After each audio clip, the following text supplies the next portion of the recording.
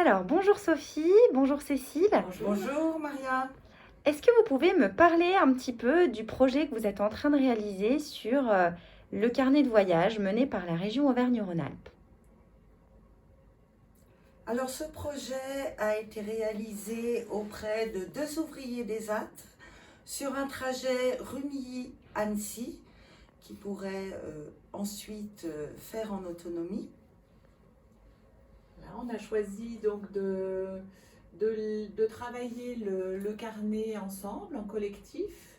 On leur a proposé donc de préparer leur carnet de voyage en choisissant des photos qui leur parlaient pour les rendre autonomes sur le trajet Rumilly-Annecy, qui est un trajet qu'ils peuvent faire occasionnellement. Alors, comment vous vous y êtes pris pour créer ce carnet? Est-ce que vous pouvez nous le montrer un petit peu? Alors nous avons fait deux séances de travail pour parler des différentes étapes et construire ce livret avec un choix de photos entre toutes celles qui étaient proposées. Ils ont vraiment travaillé sur des photos qui leur parlaient et qui pouvaient leur donner du sens à ce trajet dans les repérages.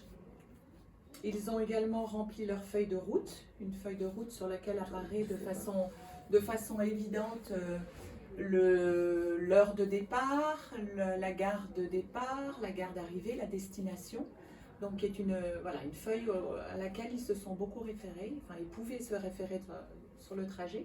Et voici donc les photos qu'ils ont choisies au fur et à mesure du travail qu'on a fait ensemble. Donc, c'est des photos qui reprennent les différentes étapes de déplacement du moment où je suis chez moi, au moment où je vais à la gare et au moment où j'arrive à ma destination d'arrivée. Tout à fait. Et donc, c'est un carnet, si j'ai bien compris, qui est 100% personnalisable.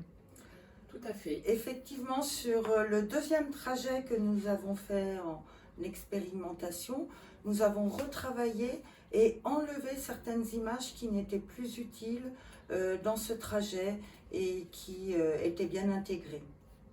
Parfait. Et alors, pour conclure, est-ce que vous avez trouvé ce travail sur le carnet de voyage utile? Est-ce que vous pensez que ça peut être utile peut-être pour d'autres publics en dehors des personnes en situation de handicap? Alors, ce travail a été très utile pour les deux personnes qu'on a accompagnées, dans l'idée de les rendre autonomes sur leur transport. Et également, ce document a un avantage, c'est que ça rassure la personne. Même si la personne ne le consulte pas en permanence pendant son trajet, c'est quelque chose qui va le rassurer et le sécuriser sur son trajet. Et effectivement, à l'avoir testé avec eux, je pense que c'est vraiment un outil qui peut servir à toute personne qui présente une difficulté dans les transports, quels qu'ils soient. Et qui a donné très envie à d'autres ouvriers et qui leur ont donné envie de tester cet apprentissage quand ils ont vu leurs collègues le réaliser. Merci beaucoup. Merci. Merci.